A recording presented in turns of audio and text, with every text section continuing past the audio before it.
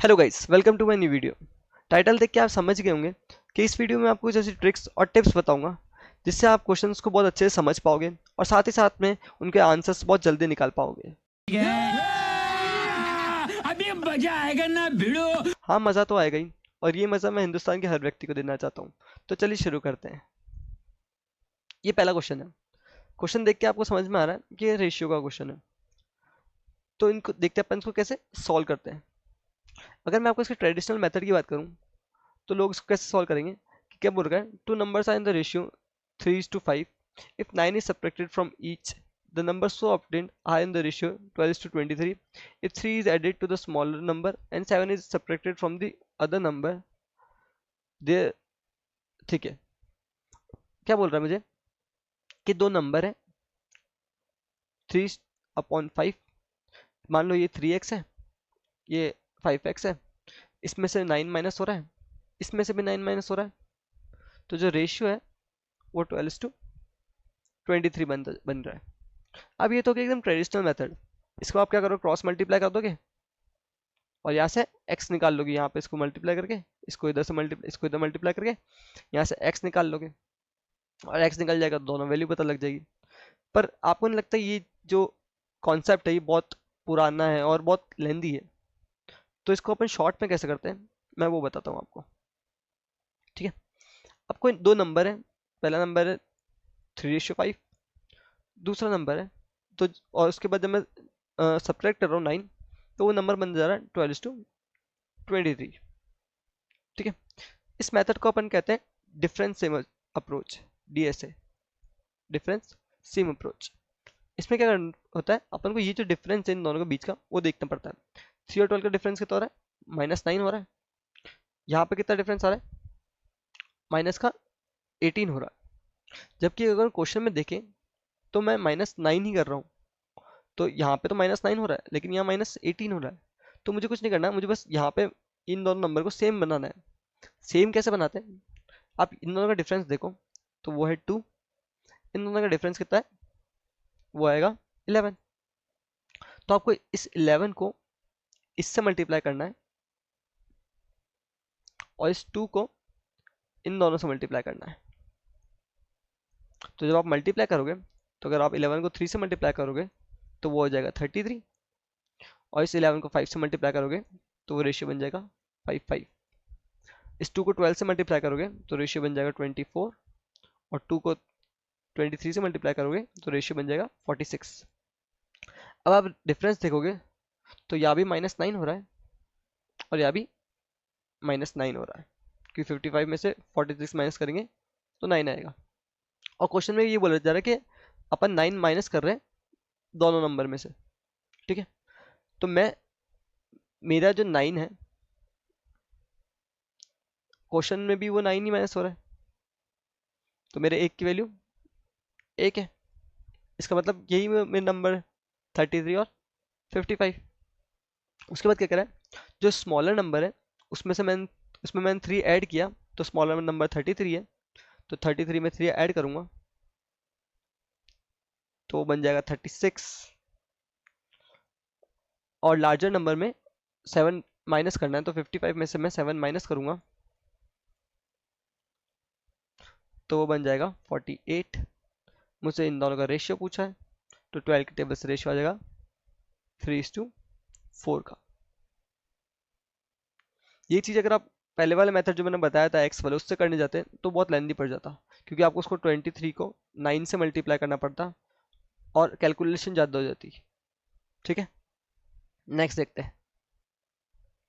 अब नेक्स्ट देखने से पहले, क्योंकि अगला क्वेश्चन परसेंटेज का है, तो सबसे पहले हम परसेंटेज का कुछ कॉन्सेप्ट्स और चीज़ें समझते हैं। परसेंटेज का हर क्वेश्चन को आपको अच्छे से अगर करना है तो आपको ये टेबल बहुत अच्छे से आनी चाहिए। ये क्या है, इस टेबल में परसेंटेज को फ्रैक्शन में कैसे कन्वर्ट करते हैं। तो जैसे जैसे ये पहला मैं अगर बात करूं कि 50%, अब ये परसेंट क्या होता है, 1/100। तो 50 को 100 से डिवाइड करो तो कितना आएगा, 1/2। इसका मतलब 50% होता है 1/2। ऐसे इसमें सब दे रखा है कि 1/2 होता है 50%, 1/3 होता है 33.33%, 1/4 होता है 25%। तो ये आपको सारी जो है 1/15 तक दे रखा है, इसे आगे 1/16 भी याद कर लेना, वो भी इंपॉर्टेंट होती है। यहाँ लिख देता हूँ 1/16 होता है 6.25%। ठीक है, अब मैं आपको कुछ बातें समझाता हूँ जो समझनी बहुत जरूरी है। आपने देखा होगा, जैसे पहले यहाँ पे दिखाता हूँ, यहाँ पे क्या लिख रखा है, the price of sugar increase by 37.5%। ठीक है, जैसे यहाँ पे लिख रखा है, a shopkeeper mark up the price of an article by 37.5%। ठीक है, gives a discount of 33.33%। आपने ऐसे क्वेश्चंस देखे होंगे। ठीक है, तो इन क्वेश्चंस को करने के लिए आपको परसेंटेज को फ्रैक्शन में करना आना चाहिए। ठीक है, तो जैसे मैं लेता हूँ कि 33.33% डिस्काउंट है ना, ऐसा आया रखा क्वेश्चन। अब मुझे पता होना चाहिए कि 33.33% को फ्रैक्शन में 1/3 बोलते हैं, 1/3। ठीक है, और जो डिस्काउंट परसेंट, क्योंकि डिस्काउंट परसेंटेज दे रखा है, तो डिस्काउंट परसेंटेज का फॉर्मूला होता है discount upon mark price into 100। तो इसका मतलब जो ये फ्रैक्शन भी निकलता है ना, उसमें भी ये जो नीचे वाली टर्म होती है ना, क्योंकि यहाँ पे मार्क प्राइस है, तो ये नीचे वाली टर्म भी मार्क प्राइस होती है और ऊपर वाली टर्म डिस्काउंट होती है। ऐसे अगर प्रॉफिट परसेंट की बात करें, प्रॉफिट परसेंट कैसे निकलता है, profit upon cost price into 100। तो अगर मैं बोलूँ कि 20% किसी चीज के ऊपर प्रॉफिट हो रहा है, तो 20% का फ्रैक्शन वैल्यू कितना होता है, 1/5। इसका मतलब ये जो नीचे वाली टर्म है, क्योंकि यहाँ पे कॉस्ट प्राइस है और ये प्रॉफिट परसेंट है, तो नीचे वाली टर्म कॉस्ट प्राइस होगी, ऊपर वाली टर्म प्रॉफिट होगा। ठीक है, इसका मतलब अगर किसी चीज के कॉस्ट प्राइस 5 है, उस पर 1 का प्रॉफिट हो रहा है, तो उसकी सेलिंग प्राइस क्या होगी, और ये भी अपन को पता है कि अगर मैं कॉस्ट प्राइस में प्रॉफिट मिला दूं तो मेरे पास सेलिंग प्राइस आएगी, तो उसकी सेलिंग प्राइस कितनी हो जाएगी, 6। ठीक है, बस मुझे पता क्या होना चाहिए, इंपॉर्टेंट क्या है कि जो मैं ये फ्रैक्शन में लिखता हूँ, रेशियो लिखता हूँ, जैसे मैंने 1/4 होता, तो इसके अंदर जो नीचे वाली टर्म है वो कॉस्ट प्राइस होती है, ऊपर वाली टर्म प्रॉफिट होगी, अगर वो प्रॉफिट परसेंट दे रखा है। अगर वो डिस्काउंट परसेंट दे रखा है, तो नीचे वाली टर्म मार्क प्राइस होती है, ऊपर वाली टर्म डिस्काउंट होती है। आपको ये पता होना चाहिए कि मैं फ्रैक्शन में, जो मेरे पास फ्रैक्शन आ रहा है, उसमें वैल्यूज किस चीज की आ रही है। ठीक है, अगर ये चीज अपन क्वेश्चन में कैसे यूज होती है, अपन वो देखते पहले।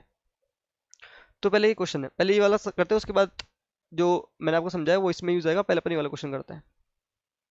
ठीक है, तो ये क्वेश्चन क्या बोल रहा है, price of sugar increase by 37.5%, by what percent its consumption should reduce so that the expenditure remains constant। ठीक है, सबसे पहले मैं आपको एक कॉन्सेप्ट समझाता हूँ। पहले मान लो 100 रुपए, ठीक है, मैंने आपको 100 रुपए दिए और बाजार से एप्पल लाने को बोला। ठीक है, और एप्पल है 20 रुपए किलो। ठीक है, 20 रुपीज पर केजी एप्पल है। ठीक है, और मैंने आपको 100 रुपए दे के मार्केट भेजा, तो आप कितने एप्पल लाओगे, क्योंकि 20 रुपए किलो है, 100 रुपए में 5 किलो आ जाएगी, है ना। यहाँ पर प्राइस हो रही है, ये प्राइस है। ठीक है, और ये कंजम्पशन, है ना। ठीक है, अगले दिन मैंने आपको फिर से 100 रुपए दिए, फिर एप्पल लेने भेजा। ठीक है, लेकिन आज जो प्राइस है ना, वो 25 रुपए हो गई है उसकी पर केजी। ठीक है, अब आप कितनी एप्पल ला पाओगे, अब 25 हो गए तो 100 रुपए में 4 किलो आएगी, 25 रुपए की 1 किलो है, तो 100 रुपए में 4 किलो। ठीक है, तो इसमें देखने वाली बात क्या है, अगर मैं आपसे पूछूं कि प्राइस का मेरा रेशियो कितना आ रहा है, तो आप बोलोगे ये रेशियो है मेरा 4:5 का, और कंजम्पशन का रेशियो कितना है, 5:4 का। तो जब मेरा एक्सपेंडिचर है, जितने रुपए मैं खर्च कर रहा हूँ, तो मेरा एक्सपेंडिचर जब सेम है, तो जो मेरा प्राइस का रेशियो है उसका जस्ट अपोजिट मेरा कंजम्पशन का रेशियो है। इसका मतलब जब मेरा एक्सपेंडिचर एक्सपेंडिचर कांस्टेंट होता है, तो जो मेरा प्राइस का रेशियो है उसका जस्ट इन्वर्सली प्रोपोर्शनल होता है मेरा कंजम्पशन का रेशियो। है ना, जो अपन देख पा रहे हैं, क्योंकि जैसे ही प्राइस का रेशियो, प्राइस 20 था तब मैं 5 ला पा रहा था, प्राइस जैसे ही बढ़ा तो मैं 4 किलो ही लेके आ पा रहा हूँ। और ये आम बात भी है, अगर प्राइस बढ़ जाएगी तो मैं उतने ही रुपए में कम सामान लेके आ पाऊंगा। पहले अगर मैं 5 किलो ला पा रहा था, अब सिर्फ 4 किलो ला पाऊंगा, क्योंकि प्राइस बढ़ गया है ना। अब ये चीज क्वेश्चन में कैसे यूज होती है, अपन वो देखते हैं। जैसे इसमें क्या बोल रहा है, the price of a sugar increase by 37.5%, by what percent is consumption should reduce so that the expenditure remains constant. ठीक है, अच्छा सबसे पहले मैंने बताया था कि आपको परसेंटेज को फ्रैक्शन में कन्वर्ट करना आना चाहिए, तो 37.5%। ठीक है, अब पहले अपन टेबल पे चलते हैं। तो देखो, जो 1/8 होता है ना, वो होता है 12.5%। तो अगर मैं यहाँ पे इंटू 3 करता हूँ तो ये कितना बन जाएगा, 3/8। 1/8 पे इंटू 3 करूंगा तो 3/8, और 12.5% पे इंटू 3 करूंगा तो ये बन जाएगा 37.5%। इसका मतलब 37.5% होता है 3/8 फ्रैक्शन में। ठीक है, तो ये कितना होता है, 3/8। ठीक है, इसका मतलब अगर यहाँ पर प्राइस लिखता हूँ मैं, प्राइस। ठीक है, ये प्राइस प्राइस इंक्रीज हो रहा है, इसका मतलब इंक्रीज क्या हो रहा है, प्राइस, ये प्राइस का परसेंटेज दे रखा है। तो मतलब मेरी जो ओल्ड प्राइस थी वो 8 थी, और ये ऊपर क्या है, इंक्रीमेंट लिखा हुआ है, तो इस पे तो मेरी न्यू प्राइस कितनी हो जाएगी, 8 पे 3 का इंक्रीज हो जाएगी तो 11 हो जाएगी, है ना। और मेरा, अगर मैं कंजम्पशन की बात करूं, क्योंकि एक्सपेंडिचर सेम रखना है मुझे, तो मेरा जो कंजम्पशन है वो इसका इन्वर्सली प्रोपोर्शनल हो जाएगा। अभी अपन ने देखा कि एक्सपेंडिचर सेम रखना होता है, तो जो प्राइस का रेशियो होता है उसका अपोजिट कंजम्पशन का रेशियो होता है। तो मेरा कंजम्पशन का रेशियो कितना हो जाएगा, 11:8, है ना। अब मुझसे क्या पूछा कि कितना परसेंट मैं रिड्यूस कर रहा हूँ कंजम्पशन को। तो अगर पहले मैं 11 आर्टिकल लेके आ पाता था, तो अब सिर्फ 8 ही आर्टिकल लेके आ पा रहा हूँ, तो कितने कम ला रहा हूँ, 3 कम लेके आ रहा हूँ, है ना। किसके ऊपर, 11 के ऊपर, इंटू 100 करेंगे अपन, तो 1/11 होता है 9.09%। तो मैं यहाँ भी इंटू 3 कर दूंगा, यहाँ भी इंटू 3 कर दूंगा, तो 3/11 कितना हो जाएगा मेरे पास, 3/11 हो जाएगा 27.27%। ठीक है, जैसा मैंने आपको बताया, आपको फ्रैक्शन वाली टेबल याद होनी चाहिए, उसके लिए तभी आप बहुत जल्दी क्वेश्चन को सॉल्व कर पाओगे और ये वैल्यूज लिख पाओगे। ठीक है, अब नेक्स्ट देखते हैं। अब ये वाला देखते हैं जो मैंने आपको पहले समझाया था। ठीक है, इसमें क्या बोल रहा है, a shopkeeper marks up the price of an article by 37.5% and then gives a discount of 33.33%. If the selling price of an article is 880, then find the cost price. ठीक है, अब सबसे पहले मैंने वही बताया आपको कि आपको परसेंटेज को फ्रैक्शन में कन्वर्ट करो। तो 37.5% अभी अपन ने देखा कितना होता है, 3/8, और 33.33% होता है 1/3। ठीक है, अब देखो ये जो परसेंट दे रखा है, ये मार्कअप परसेंट दे रखा है, मतलब मार्क प्राइस वाला दे रखा है। ठीक है, अब देखो मार्क प्राइस जो होती है ना, ये भी मैं बता देता हूँ आपको, एक सेकेंड। देखो, कोई भी अगर मार्क प्राइस परसेंट दे हो रहा है, इसका मतलब मार्कअप हमेशा कॉस्ट प्राइस के ऊपर होता है। जो भी कॉस्ट प्राइस दे रखी है उसके ऊपर हमेशा अपन 20% या फिर जो भी परसेंट होता है वो अपन मार्कअप करते हैं। इसका मतलब अगर मार्कअप परसेंटेज दे रखा है, मान लो मार्कअप 20% है, तो इस 20% कितना होता है, 1/5। इसका मतलब ये मेरा कॉस्ट प्राइस है, उसके ऊपर मैंने 1 का मार्कअप कर रखा है। ठीक है, तो जब भी अगर अपन परसेंटेज दे रखा है मुझे, इसका मतलब ये जो 8 है ये मेरी कॉस्ट प्राइस है, और 3 जो है वो मेरा मार्कअप है, क्योंकि मार्कअप हमेशा कॉस्ट प्राइस के ऊपर होता है। ये डिस्काउंट दे रखा है, तो डिस्काउंट हमेशा मार्केट प्राइस पे निकलता है। ठीक है, ये चीज़ें आपको पता होनी चाहिए कि जो मैं फ्रैक्शन लिख रहा हूँ वो फ्रैक्शन किस किस का आ रहा है। ठीक है, तो जो जो फ्रैक्शन आ रहा है वो आप लिख दो। तो मेरा कॉस्ट प्राइस कितना है, 8 है, 8 पे 3 का मार्कअप कर रहा हूँ, तो मेरी मार्क प्राइस कितनी हो जाएगी, 11, क्योंकि 8 कॉस्ट प्राइस थी, उस पर 3 का मार्कअप है, तो 11 मेरी मार्क प्राइस हो जाएगी। ठीक है, अब यहाँ पे मार्क प्राइस कितनी मेरी 3 और 3 पे 1 का डिस्काउंट है, क्योंकि मैंने बताया डिस्काउंट परसेंटेज फॉर्मूला क्या होता है, डिस्काउंट अपन मार्क प्राइस। तो ये मार्क प्राइस है, ये डिस्काउंट है। तो 3 पे 1 का डिस्काउंट होगा, तो अगर मैं मार्क प्राइस में से डिस्काउंट माइनस करता हूँ तो सेलिंग प्राइस आता है। तो मेरे पास एक और रेशियो किसका आएगा, सेलिंग प्राइस का। तो ये कितना हो जाएगा, 2। ठीक है, अपन जैसे रेशियो निकालते थे कि जो भी वेकेंट है उसमें पास वाली टर्म भर दो, इधर भी ये स्पेस वेकेंट है तो इसमें 3 आ जाएगा। तो मेरा रेशियो कितना जाएगा, ये आ पाएगा 22, ये हो जाएगा 33, ये कितना हो जाएगा 24, है ना। तो मेरा मार्क प्राइस कितनी 33, सेलिंग प्राइस है 22, कॉस्ट प्राइस है 24, है ना। अब क्वेश्चन के हिसाब से मेरी सेलिंग प्राइस कितनी है 880, तो मेरे ये 22 की वैल्यू क्वेश्चन में 880 दे रखी है। तो मेरे 1 की वैल्यू कितनी हो जाएगी, यहाँ पे मैं इंटू 40 किया, 22 को अपन 880 से डिवाइड करेंगे तो 40 आएगा। तो मैं 24 पूछा मेरे से, कॉस्ट प्राइस पूछा, तो 24 की वैल्यू क्या हो जाएगी, 24 इंटू 40 विच इज 960। ठीक है, ये जो चीज़ है ना, ये तो आप कर लोगे एक बार आप क्वेश्चन के फ्लो में आ गए तो। ठीक है, समझने वाली बात क्या है कि जो मैं ये रेशियो लिखता हूँ ना, ये किस चीज़ का आता है। तो इसके लिए आपको फॉर्मूले जो होते हैं ना इनके, जैसे परसेंटेज प्रॉफिट का जो वो होता है, फॉर्मूला होता है कि profit upon cost price into 100। तो अगर मेरे को परसेंटेज प्रॉफिट दे रखा है तो मुझे पता है वो रेशियो आएगा वो कॉस्ट प्राइस और प्रॉफिट का आएगा। अगर मेरे को डिस्काउंट परसेंटेज का दे रखा है, जैसे यहाँ पे दे रखा था, तो जो मेरा रेशियो में लिखूंगा 1/3, उसमें ऊपर वाला डिस्काउंट होगा, नीचे वाला मार्क प्राइस होगा। अगर मुझे मार्कअप कर रहा हूँ मैं किसी को, तो जो मेरा रेशियो आएगा जो 3/8, उसमें नीचे वाली टर्म मेरी कॉस्ट प्राइस होगी और ऊपर वाला टर्म मार्कअप होगा। तो और जब मैं लिखूंगा उसका रेशियो तो मेरी मार्क प्राइस और कॉस्ट प्राइस का रेशियो लिखूंगा। ठीक है, नेक्स्ट देखते हैं। जैसे ये क्वेश्चन है, अगर आपको मैं इसका वन लाइनर आंसर बताऊं, तो जो जो ये वैल्यू लिखी हुई है ना, आप उन सबको ऐड कर लो। तो 25 प्लस 18 प्लस 1, तो कितना हो जाएगा, 25 प्लस 18 43, 43 प्लस 1 44। तो यही आंसर है आपका। अब आप बोलोगे इसके पीछे लॉजिक क्या है, ये तो ऐसे बता दिया, पर ऐसा नहीं है, मैं आपको लॉजिक के साथ बताता हूँ।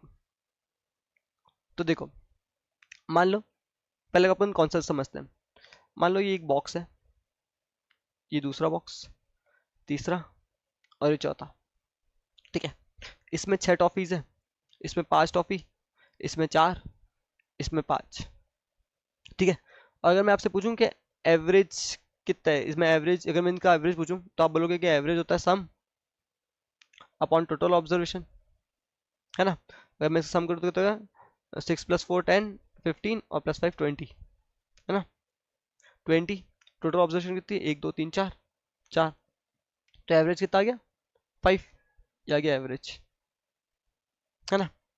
अब मैं आपको बोलूं कि अगर मैं इसमें सब में दो दो टॉफी ऐड कर देता हूँ, दो दो टॉफियाँ और डाल देता हूँ सब में।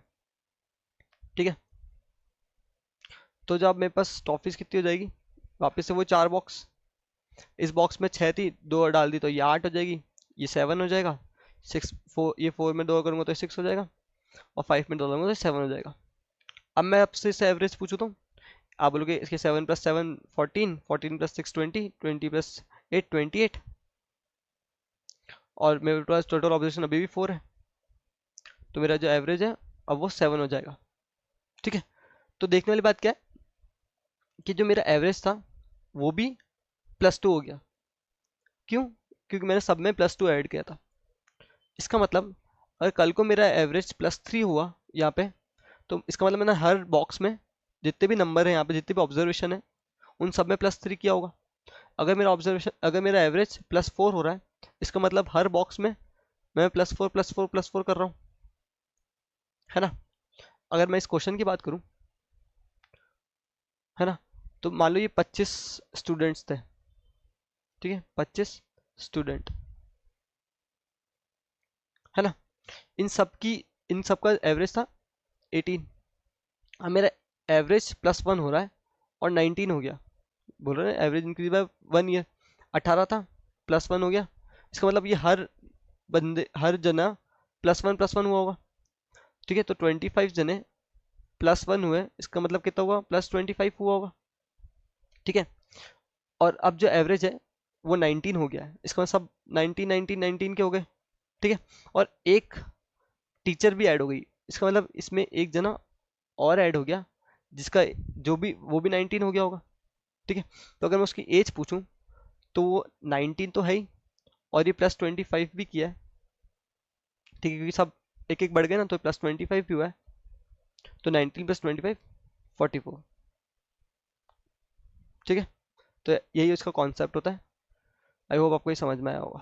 ठीक है, वरना वो ट्रेडिशनल मेथड तो है ही, जिससे अपन बेसिक वाला मेथड था कि टोटल ऑब्जर्वेशन 25 है, तो 25 जने, उनका सम मुझे नहीं पता, उसको एस मान लो, और एवरेज है 18।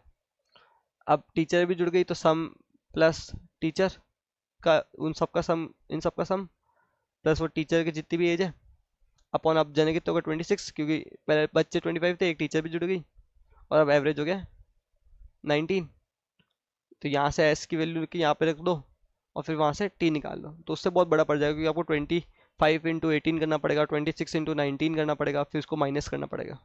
उससे अच्छा जो मैंने बताया वही कर लेना। ठीक है, नेक्स्ट देखते हैं अब ये वाला क्वेश्चन है। ठीक है, इससे पहले आपको वापस से कॉन्सेप्ट समझते हैं इसका। तो मान लो एक शॉप है, ठीक है, आपकी शॉप है, ये आपकी शॉप है ना। इसके अंदर आप कोई चीज़ लेके आए, मान लो आप लेके आए 4 आर्टिकल लेके आए इसके अंदर आप। ठीक है, और आप बोला है 10 रुपए में। ठीक है, अब 4 आर्टिकल 10 रुपए में लेके आए। ठीक है, फिर मैं आया, ये मैं हंसता खेलता आया। ठीक है, मैं जब आया और मैंने आपसे इसकी रेट पूछी, तो आपने कहा कि मैं 2 आर्टिकल 6 रुपए में बेचूंगा। ठीक है, 2 आर्टिकल 6 रुपए में बेचूंगा। तो मैंने कहा कि मेरे को सारे चाहिए, तो आपने कहा कि अच्छा 2 आर्टिकल 6 में दे रहा हूँ, तो मैं आपको 4 आर्टिकल, ये जो सारे 4 आर्टिकल था आपके पास, 4 आर्टिकल 12 रुपए में दे दूंगा, है ना। तो अगर मैं 2 आर्टिकल 6 में दे रहा हूँ, तो 4 आर्टिकल 12 रुपए में दे दूंगा। ठीक है, मैंने 4 आर्टिकल लिए और चला गया। फिर आपने देखा कि अच्छा मैं 4 आर्टिकल 10 में लाया था, और मैंने ये 4 आर्टिकल 12 में बेच दिए, तो मुझे 2 का प्रॉफिट हुआ, 2 रुपए का। किस पे, 10 पे, इंटू 100 करेंगे अपन, तो मुझे 20% का प्रॉफिट हो गया। ठीक है, तो आपने प्रॉफिट कैसे निकाला, पहले आपने आर्टिकल्स को सेम किया, क्योंकि अगर मैं 2 पे ही पूछता तो आप नहीं बता पाते प्रॉफिट। प्रॉफिट निकालना था आपको, तो प्रॉफिट के लिए आपने क्या किया, पहले अपने आर्टिकल को सेम किया अपन ने, उसके बाद अपन ने प्रॉफिट निकाल लिया। तो ऐसे ही इस क्वेश्चन में मैं 12 आर्टिकल्स 10 रुपए में ला रहा हूँ, और आप 10 आर्टिकल 12 में बेच रहे हो, है ना। तो अपन वापस से इन आर्टिकल्स को सेम बनाएंगे। और अगर आपको क्वांट की किसी भी टॉपिक में आर्टिकल्स को, किसी भी 2 वैल्यूज को सेम बनाना है, तो अपन उनका एलसीएम लेते हैं। ठीक है, 12 और 10 का एलसीएम कितना होता है, 60। तो अगर मेरे को इस नंबर को 60 बनाना है, तो मैं इंटू 5 करूँगा इस पूरे को, और इसको 60 बनाना है तो मैं इंटू 6 करूँगा पूरे को। तो ये कितना हो जाएगा, यहाँ पे आ जाएगा 60, तो ये भी हो जाएगा 60 आर्टिकल, ये भी 60 आर्टिकल, और इसको 5 से मल्टीप्लाई करूँगा तो ये कितना हो जाएगा 50, इसको 6 से मल्टीप्लाई करूँगा 12 को, तो ये हो जाएगा 72। ठीक है, इसका मतलब मैं जो 60 आर्टिकल्स लाया था 50 रुपए में, और मैं 60 आर्टिकल 72 रुपीज़ में बेच रहा हूँ, तो मुझे प्रॉफिट कितने का हो रहा है, 50 की चीज़ में 72 में बेच रहा हूँ, तो मेरे को 22 रुपीज़ का प्रॉफिट हो रहा है। तो मुझे 22 का प्रॉफिट हो रहा है 50 के ऊपर, इंटू 100, तो कटेगा 2 बार, तो कितने का 44% का मुझे प्रॉफिट हो रहा है। प्रॉफिट हो रहा है क्योंकि 50 की चीज़ में 72 में बेच रहा हूँ, तो मुझे 22 का प्रॉफिट हो रहा है। ठीक है, आई होप आपको ये समझ में आया। कुछ भी समझ में आया प्लीज़ कमेंट पे लिखे, और मेरे चैनल को लाइक करें, सब्सक्राइब करें। Thank you.